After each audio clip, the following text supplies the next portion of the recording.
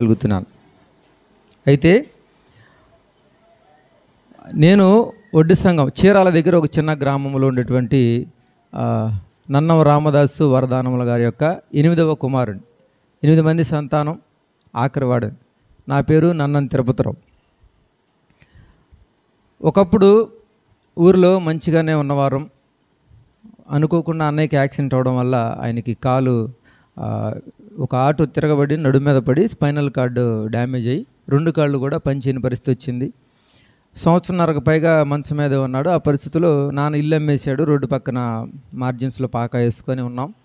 అన్నయ్య కోసం ఇల్లు అమ్మేసినప్పటికి కూడా ఒక సంవత్సరంన్నర తర్వాత అన్నయ్య చనిపోయారు. అన్నయ్య చనిపోయిన తర్వాత ఇల్లు లేదు, మంచి స్థితి లేదు, తినడానికి కూడా ఇబ్బంది పడే పరిస్థితి. 6వ తరగతి చదివి 7వ తరగతిలోకి ఎంటర్ అవ్వగానే సోషల్ గైడ్కి డబ్బులు లేక సార్ రోజు నన్ను కొడతా ఉంటాడు గైడ్ తెచ్చుకొని. దానికి అమౌంట్ లేక ఇంట్లో అడిగితే చదువు మానేసి మా వల్ల కాదన్నారు. అప్పుడు చదువు మానేసి పనులకు వెళ్ళాను. వెల్డింగ్ పని, గ్యాస్ కటింగ్, ఇలా చిన్న చిన్న పనులకు వెళ్ళాను. ఆ పనులకు వెళ్ళినప్పుడు 2 రూపాయలు ఇచ్చేవాళ్ళు రోజుకి, 2 రూపాయలు 3 రూపాయలు అలా. అలాంటి ఆర్థిక ఇబ్బందులు ఎదుర్కొన్నాం. తర్వాత కొంతకాలానికి కరెంటు పనికి వెళ్ళాం. తీసుకెళ్ళమంటే తీసుకెళ్ళలేదు. చిన్నపిల్లడు తీసుకెళ్ళాం. ఊరనే అయినా పర్లేదు, పని నచ్చితే ఇవ్వండి అని రిక్వెస్ట్ చేసి వెళ్ళాను. తీసుకెళ్లారు. 1 సంవత్సరం 2 సంవత్సరాల కల్లా నేనే మేస్త్రి అయ్యాను వర్క్లో. బాగా ప్రభు కృప చూపించాడు. ఎందుకు అంతగా త్వరగా నేర్చుకున్నాను అంటే కుటుంబ పరిస్థితి, వెనక ఉన్నటువంటి పరిస్థితి బాగాలేదు కదా, కొంచెం కష్టమైనా చేయాలి, తప్పదు. చేయకపోతే కుటుంబంలో ఇబ్బంది. తృణీకరింపబడినటువంటి కుటుంబం. ఒకప్పుడు ఊరిలో ఏదైనా వర్షాలు వచ్చి ఇబ్బంది అయిపోతే అందరి పాకాలు, మా ఒక్కడలే డాబా, అందరూ మన ఇంటికి వచ్చేవాళ్ళు. తర్వాత మేము రోడ్డు పక్కకి వెళ్ళిన తర్వాత వెళ్ళేవాళ్ళు రోడ్డు మీదే ఎగతాళిగా చూస్తూ వెళ్ళేటువంటి సందర్భాలు ఇవన్నీ గుర్తొస్తూ ఉండే. రోడ్డు అంతా నడుస్తూ మన ఇంటి ముందుకు వచ్చినాకే ఉమ్మేసేవాళ్ళు. కొంచెం మాట్లాడేవాళ్ళు, ఇటు కూడా స్థలం ఖాళీగా ఉంది కదా, ఇల్లు వేసుకోండి అని. అలా కొన్ని చేదరింపులు, అవమానాలు ఎదుర్కొన్నటువంటి పరిస్థితులు. తర్వాత ప్రభు కృపను బట్టి ఈ కరెంటు పనిలోనే అభివృద్ధి చెందడం, అందులోనే కొంతకాలానికి నేనే మేస్త్రి అయ్యి కాంట్రాక్టర్గా ఎదుగుతున్నటువంటి పరిస్థితుల్లో అనుకోకుండా ఒకసారి ట్రాక్టర్ నేనే తోలుతూ అనుకోకుండా ఒక చోట ఆగి మళ్ళీ తోలే క్రమంలో పొరపాటున ఆ ట్రాక్టర్ నా మీదకే ఎక్కింది. నా కుడికాలు తొడ మీద ఎక్కడం వల్ల ఎముక, మెయిన్ పెద్ద ఎముక విరిగిపోయింది. సుమారుగా 1.5 సంవత్సరం పాటు నేను కూడా మంచానికే పరిమితమయ్యా. అసలుకే ఆర్థిక ఇబ్బందులు, సొంత ఇల్లు లేదు, పరిస్థితి బాగాలేదు. ఇలాంటి పరిస్థితులు మళ్ళీ నాకు యాక్సిడెంట్ అయ్యి ఏదో మూలిగి నక్కి మీద తాటికే అంటారు కదా, అలాంటి పరిస్థితి ఎదురైంది. మంచం మీద ఉన్నప్పుడు ఒక 3 నెలల తర్వాత 4 నెలల తర్వాత కొంచెం నడవమన్నారు. కట్లు పుత్తూరు తీసుకెళ్ళి కట్లు కట్టించారు. కొంచెం నడవయ్యా, ఏం కాదన్నారు. సైకిల్ మీద కూర్చొని నడుస్తూ ఉన్నాను. నా వెనక ఉన్నటువంటి వ్యక్తి నా జేబులో ఫోన్ తీసుకొని నొక్కుంటూ ఉన్నాడు. నేను సైకిల్ మీద నడుస్తూ ఇట్లా వెనక్కి తిరిగి చూస్తే అతను లేడు. భయపడి పడిపోయా. రైట్ సైడ్కి ఇట్లా బరువు పడేసరికి ఈ కాలు మీద ఇంకొంచెం బరువు ఎక్కువయ్యి అలాగే పడిపోయి ఇరిగిపోయింది. మళ్ళీ ఇరిగిపోయింది. మళ్ళీ తీసుకెళ్ళారు, ఇంటికి తీసుకొని వెళ్ళారు. మళ్ళీ చాలా ఇబ్బంది అయిపోయింది. ఈసారి వ్యవసాయపాలెం తీసుకొచ్చారు. అక్కడ తీసుకెళ్ళడానికి డబ్బులు లేకపోతే వాళ్ళకు 200 తీసుకొని మరీ తీసుకెళ్ళిన పరిస్థితి. అప్పుడు అనుకున్నాను, కుటుంబానికి భారంగా ఉన్నాను, నాకు నేను భారంగా ఉన్నాను, బ్రతకడం ఎందుకు, చనిపోతే మంచిదని. నా ఇంటికి వచ్చేటువంటి స్నేహితుల్ని నిద్ర పట్టట్లేదు, కాలు నొప్పిగా ఉంది, స్లీపింగ్ టాబ్లెట్స్ తెచ్చివ్వమని అడిగాను. ఎవరు తెచ్చివ్వలేదు. అలా నేరుగా ఏదైనా చేసుకుందామంటే భయం, చనిపోవడానికి ధైర్యం లేదు. ఏదో నిద్ర మాత్రలు వేసుకుంటే అలాగే వెళ్ళిపోవచ్చులే అనుకున్నాను. కానీ అది కూడా ఫెయిల్ అయింది. తర్వాత కొంతకాలానికి కాలు సెట్ అయింది. అలా రెండోసారి ఇరిగింది. ఎందుకంటే ఫస్ట్ సారి ఊరన ఇరిగిపోవడానికి కారణం అంటే ఎముక ఈ విధంగా ఉండాల్సింది ఈ విధంగా వంకరగా సెట్ అవ్వడం వల్ల కొంచెం బరువు పడగానే ఇరిగిపోయింది. రెండోసారి వ్యవసాయ పనులు దాన్ని గట్టిగా లాగి స్ట్రైట్గా చేసి కట్టారు. తర్వాత అర్థమైంది రెండోసారి ఇరగడం కూడా నా కాలు, ఈరోజు నేను నడుచుకుంటూ వస్తే నాకు కాలు ఇరిగిందని ఎవరికి తెలియదు, నేను చెప్తే దాకా. అంతకుముందు అలా కాదు, నేను నడుస్తుంటే నా కాలు నాకే తగిలేదు. రెండోసారి ఇరగడం కూడా మంచిదైంది. ఓకే, ప్రభువు మంచి పని చేశాడు నా విషయంలో అనుకొని సంతోషపడ్డాను. దేవునికి స్తుతి చెల్లించాం. తర్వాత ఆ విధంగా ఉండగా కరెంటు పనిలో ఎంతోమంది వస్తూ ఉంటారు, స్తంభాలు ఎక్కుతూ ఉంటారు, ఇబ్బంది పడుతూ ఉంటారు, జారుతూ ఉంటారు. నేనంటే నా పరిస్థితి బాగా చేశా, వీళ్ళు ఇబ్బంది పడుతున్నారు, దెబ్బలు తగులుతున్నాయి. అలాంటి పరిస్థితులు ఏదైనా ఉంటే బాగుంటుంది అని ఒక ఎఫ్ క్లాంప్ లాగా చేసి దాన్ని పోలి మీద పెట్టి పనిచేయడానికి బాగానే ఉంది. తర్వాత ఒకరోజు ఏం చేశానంటే ఇదే క్లాంప్కు చెప్పులు ఉంటే బాగుంటుంది, దాంతోనే మనుషులు ఎక్కొచ్చు అనుకున్నాం. ఆ క్రమంలో నేను చర్చిలో ఇలాగే మీరు కూర్చున్నారు కదా, నా కాలు ఇరిగింది, నేను కింద కూర్చోడానికి ఇబ్బంది పడుతూ ఉంటా. అలా నేను వెళ్ళి కుర్చీల మీద కూర్చుంటే కుర్ర పిల్లడివి నువ్వు వెళ్ళి కుర్చీలో కూర్చుంటున్నావు ఏందని అంటారేమో అని భయం. అందువల్ల కిందే కూర్చునేవాడిని. ఈ పాప కూర్చున్నట్లుగా కాసేపు కాళ్ళటు కాసేపు కాళ్ళు ఇటు చాలా ఇబ్బంది పడేవాడిని. అంత ఇబ్బంది పడుతూ అనుకునేవాడిని నేను ఇలా ఇబ్బంది పడుతున్నా, వెనకాల ముసలి వాళ్ళు కూడా అలాగే ఇబ్బంది పడుతున్నారు, ఏదైనా టేబుల్స్ ఉంటే బాగుంటుంది చర్చిలో అనుకొని టేబుల్స్ కోసం వెళ్తే 2 లక్షలు చెప్పారు. అంత అమౌంట్ మన దగ్గర లేదు, మనం అసలుకే అప్పుడప్పుడు ఎదుగుతున్న వాళ్ళు. కానీ ఎలాగైనా చర్చిలో నేను చేయాలనుకున్నది చేయాలి అనుకొని, అప్పటికే నేను చిన్నప్పుడు వెళ్ళాను కదా గ్యాస్ కటింగు వెల్డింగ్ షాపులో పనికి, అది కొంచెం అనుభవం ఉంది. నేనే సొంతంగా తయారు చేద్దామని నేనే ఆ టేబుల్స్, నేను అప్పుడే 1 సంవత్సరం అయింది వివాహమై, నేను నా భార్య ఇద్దరం కలిసి ఆ టేబుల్స్ తయారు చేసాం. అవి చాలా అద్భుతంగా వచ్చాయి. 2 లక్షలు కాదు కదా, జస్ట్ నాకు 25,000 రూపాయల్లోనే ఆ టేబుల్స్ 10 టేబుల్స్ తయారయ్యాయి. ముందు వ్యక్తి కూర్చుంటాడు, వెనక కూర్చున్నటువంటి వ్యక్తి ముందు టేబుల్ మీద బైబిల్ పెట్టుకుంటాడు, ఆ విధంగా తయారు చేసాం. అది చాలా అద్భుతంగా తయారయ్యాయి. అప్పుడు నాకు 25,000 రూపాయలు తయారైనాయి. అప్పుడు ఈ గ్యాస్ నేను హోల్స్ చేయడానికి, చెక్కలు ఫిట్టింగ్ చేయడానికి 150 రూపాయలు పెట్టి అద్దెకి తీసుకొచ్చా. అది తిరిగి ఇచ్చేయాలంటే కొంచెం కూడా ఖర్చు అవ్వాలి, అలాగే ఉంది, అది వేస్ట్ అయిపోద్దని. అప్పటికే నాకు ఇంతకుముందు కరెంటు పనులు ఎదుర్కొన్నటువంటి సమస్య, పోలెక్కేదానికి ఒక 16mm రాడ్ తీసుకొని దాన్ని బెండ్ చేసి పోల్ ఎక్కడానికి అనుకూలంగా బెండ్ చేసి హీట్ చేసి బెండ్ చేశాను. అది బాగా సెట్ అయింది. దానికి చెప్పులు వైరేసి కుట్టాను. కుట్టిన తర్వాత దాన్ని ఒక వీడియో ద్వారా ఫేస్బుక్లో అప్లోడ్ చేశాను. అది బాగా వైరల్ అయింది.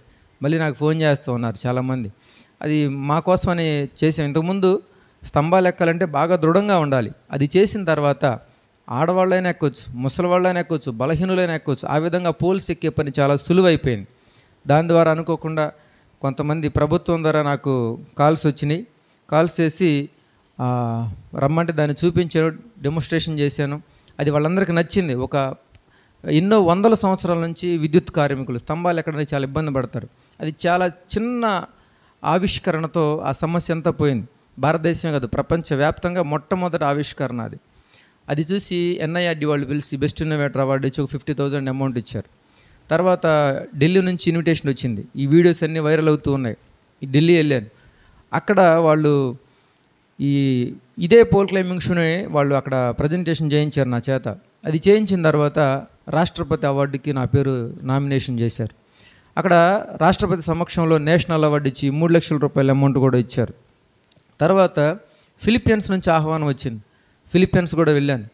అక్కడికి వెళ్ళిన తర్వాత ఇతర దేశం వెళ్ళటమే ఎక్కువ అనుకుంటే, అక్కడికి వెళ్ళిన తర్వాత 3rd prize goes to Thailand అన్నారు, 2nd prize goes to Indonesia అన్నారు, 1st prize goes to India అన్నారు.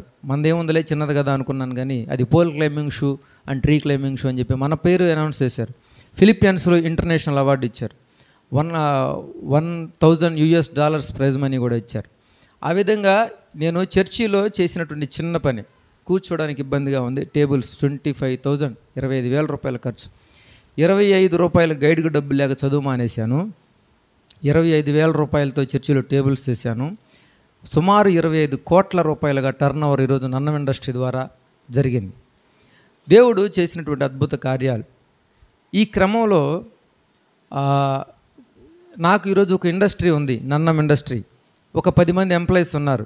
భారతదేశ వ్యాప్తంగా నేను ఈ పోల్ క్లైంబింగ్ షూ అమెజాన్ ద్వారా, ఫ్లిప్కార్ట్ ద్వారా సప్లై చేస్తూ ఉన్నాను. ఇండియా మొత్తం కూడా ఈ పోల్ క్లైంబింగ్ షూ తెలియని వాళ్ళు లేరు. ఇదే క్రమంలో నేనే స్తంభాలు ఎక్కలేని పరిస్థితిలో ఉంటే కొంతమంది నన్ను ట్రైనింగ్ ఇవ్వమని అడిగారు. ఆ క్రమంలో నేను స్తంభాలు ఎక్కే ట్రైనింగ్ మహిళలకి, పురుషులకి, విద్యుత్ కార్మికులకి, లైన్మెన్లుగా వెళ్ళాలనుకున్న వాళ్ళకి ట్రైనింగ్ ఇవ్వడం మొదలుపెట్టాను. అలా ఈరోజు భారతదేశంలో ఆంధ్ర, తెలంగాణ, కర్ణాటక, మహారాష్ట్ర వంటి రాష్ట్రాల వాళ్ళకి ట్రైనింగ్ ఇవ్వడం జరిగింది. హైదరాబాద్లో నాకు ట్రైనింగ్ సెంటర్ ఉంది, చీరాల్లో ఒక ట్రైనింగ్ సెంటర్ ఉంది. వీటి ద్వారా ఒక 4,000 మంది లైన్మెన్ ఉద్యోగాలు చేసేటువంటి వారు మన ఇన్స్టిట్యూట్లో తయారయ్యి ఈరోజు ఆంధ్ర, తెలంగాణలో ఉద్యోగాలు చేస్తూ ఉన్నారు. ఒకప్పుడు నేనే సొంత ఇల్లు లేనివాడిని, చదువుకోవడానికి అవకాశం లేనివాడిని, చదువుకున్న వారు నా దగ్గరకు వచ్చి ట్రైనింగ్ తీసుకునేటువంటి పరిస్థితి. ఈ విధంగా దేవుడు గొప్ప తన కృపను చూపించాడు. ఈరోజు నన్నం ఇండస్ట్రీ ద్వారా ఈ ప్రాంతంలో కూడా నా కస్టమర్స్ ఉంటారు. ఈ నరసరావుపేట సరౌండింగ్స్లో సుమారు ఒక 30-40 మంది నా కస్టమర్స్ ఉంటారు. నేను ఇప్పుడు ఇక్కడికి వచ్చానని తెలిస్తే నేను ఒక స్టేటస్ పెడితే ఇక్కడికే వచ్చేస్తారు.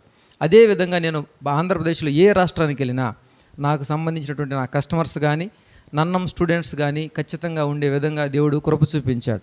ఇదంతా కూడా నేను చెప్పడానికి కారణం నా టాలెంట్ ఏం లేదు. నా కాలు విరగడం ఎందుకు కారణమైందంటే ఈరోజు ఇప్పుడు చెప్పినటువంటి అన్ని ఆశీర్వాదాలకి దేవుడు కారణం చేశాడు. ఆ రోజు నా కాలు ఇరగకపోతే నేను కింద కూర్చొని ఆ ఇబ్బంది పడేవాడిని కాదు. ఆ కింద కూర్చొని ఆ ఇబ్బంది పడకపోతే నేను ఆ టేబుల్స్ చేయాలన్న ఆలోచన నాలో వచ్చేదే కాదు. ఆ టేబుల్స్ చెయ్యకపోతే ఈ పోల్ క్లైంబింగ్ షూ తయారయ్యేదే కాదు. అది తయారు చేయకపోతే ఈరోజు నా భవిష్యత్తు ఇలా మారేది కాదు. ఒకప్పుడు ఎవరైతే మనల్ని చూసి ఎగతాళి చేశారో వాళ్ళే ఇప్పుడు మన దగ్గరికి వచ్చి ఆశ్రయం పొందినటువంటి పరిస్థితులు దేవుడు మార్చాడు. ఎన్నిటిని బట్టి నేను దేవుడిని ఎంతైనా మహిమపరుస్తూ ఉన్నాను. ఇక్కడ చెప్పేటువంటి ఉద్దేశం ఏంటంటే, దేవుడు ఆయనకు నేను ఇచ్చిందంటే ఏమీ లేదు, ఆయనకి ఇవ్వడానికి కూడా నా దగ్గర ఏం లేదు. నేను చాలా చిన్నవాడను. ఆయన ప్రాణం ఇచ్చాడు, ఆయన మనల్ని బ్రతికించాడు, ఈ లోకంలో జన్మనిచ్చాడు. అన్నిటికంటే ప్రాముఖ్యంగా ఆయన్ను విశ్వసించి ఆయన్ని ఆశ్రయించడం తోడనే ఆయన మనకు రక్షణనిచ్చాడు. ఇంతకంటే ఆయన ఏమి ఇవ్వాలి? మన కోసం ఆయన కల్వరి శిలువలో చనిపోయాడు. అందుకనే ప్రభువును ఇవన్నీ గడుస్తూ ఉండగా, ఆయన వాక్యాన్ని తెలుసుకుంటూ ఉండగా, నేను ప్రభా అది ఇవ్వు, ప్రభా ఇది ఇవ్వు, 1 సెంటు స్థలం ఇవ్వు, ఒక చిన్న పాక వేసుకొని ఉంటా అని ఒకప్పుడు అడిగాను. ఇప్పుడు నేను ఆ మాట అడగడానికి కూడా ధైర్యం చాలట్లేదు. ఆయన ఎంతో ఇచ్చాడు. కానీ ఒకటైతే ఇప్పుడు ప్రార్థన చేసేటప్పుడు ప్రభా నాకు ఇది లేదు, అది లేదు, అది ఇది అని అడగడానికి ధైర్యం చాలట్లేదు. ఎందుకంటే ఆయన మన కొరకు తన సమస్తాన్ని దారవోసాడు అనేటువంటి విషయం వాక్యం చదువుతున్నప్పుడు అర్థమైన తర్వాత ఏం అడగగలం ఆయన్ను? ఆయన ఇంకా ఏమి ఇవ్వాలి మన కొరకు? ఆయన పరలోకంలో మహాసింహాసనమైన తండ్రి ఆసీనుడిగా ఉండగా, అక్కడ ఆయన తండ్రితో కూడా సమానమైన భాగ్యంలో ఉంటూ సూర్యుడిని, చంద్రుణ్ణి ఈ లోకంలో ఉన్నటువంటి సమస్తాన్ని కూడా ఆయన నియంత్రణిస్తూ ఉండగా, ఆయన నియంత్రణలో, ఆయన సార్వభౌమత్వంలో ఈ సర్వ సృష్టి ఉండగా, మానవులు ఏ పాటి వారు ఆయన ప్రత్యేక శ్రద్ధ పెట్టడానికి? కానీ ఆయన మానవులను శ్రద్ధ పెట్టి చూసి వీరి యొక్క దీనస్థితి, మన యొక్క నీచమైనటువంటి పరిస్థితి, పాపములో పుట్టి పాపంలో జీవిస్తూ శాపకరమైన జీవితం జీవిస్తూ నరకాగ్నికి వెళ్ళిపోయేటువంటి పరిస్థితుల్లో మనం ఉండగా, ఈ స్థితి నుంచి తప్పించడానికి ఆ గొప్ప మహిమలో ఉన్నటువంటి ఆ పరమ తండ్రి మన కొరకు ఈ లోకానికి దిగివచ్చిన విధానం, ఇంతకంటే ఏం అడగాలి ఆయన్ని? ఈ దేవుడు ఏంటి మన కొరకు దిగి రావడం ఏంటి? ఇది చిన్న విషయం కాదు. ఇది నాకు మొదట్లో తెలియలేదు. దేవుడికి నేను ఇచ్చాను, ఆయన నాకేది ఇచ్చాడు అనుకున్నాను నేను. కానీ ఇది కాదు, ఆయన ఎప్పుడో ఇచ్చేశాడు, ఆయన ఇవ్వాల్సింది. ఎఫెసీ పత్రికలో కూడా చూస్తాం మనం, మన పాపముల చేతను అపరాధముల చేతను చచ్చిపోయి దుర్వాసన కొట్టేటువంటి స్థితిలో మనముండగా ఆయన తన మహిమను విడిచిపెట్టి మన కొరకు ఈ లోకానికి వచ్చినటువంటి సంఘటన. మన దగ్గర ఏమీ లేదు ఆయనకి ఇవ్వడానికి. అయితే ఆయన ఆ మహిమను విడిచి, మనం ఆది కాండంలో కూడా చూస్తాం, యోహాను సువార్తలో కూడా, యోహాను పత్రికలో కూడా మనం చూస్తాం, కలిగి ఉన్నది ఏదియు ఆయన లేకుండా కలిగి లేదు. ఆయనే మొట్టమొదట ఈ సృష్టిని నిర్మించాడు. ఎవరైనా? క్రీస్తు ప్రభువారే. అలాంటి దేవుడు నిన్ను నన్ను దర్శించడానికి ఈ లోకానికి రావడం చిన్న పని అయితే కాదు. ఈ లోకానికి రావడమే కాదు, ఆయన రాణుల వారికి అప్పగించుకున్నాడు, యోధా మత పెద్దలకు అప్పగించుకున్నాడు. ఆయన తన ప్రాణమును ఆయనంతటికి ఆయన విడిచిపెట్టడానికి ఇష్టపడ్డాడు. ఈ విషయాలన్నీ మనం ఆలోచన చేస్తే మనం ఎంతటి వారం? ఆయన మన కొరకు చనిపోవడం ఏంటి? ఆయన్ని ఉమ్మివేస్తున్నారు, పిడిగుద్దులు గుద్దుతూ ఉన్నారు, ఆయన భరించాడు. అయితే ఈ క్రమంలో దేవుని వాక్యంలో నుంచి కొన్ని మాటలు ధ్యానం చేద్దాం.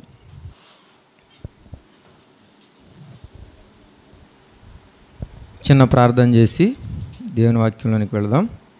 కృపగల దేవా, మహిమ కలిగిన ప్రభువా, మీ ఘనమైన శ్రేష్ఠ నామానికి స్తోత్రాలు, వందనాలు.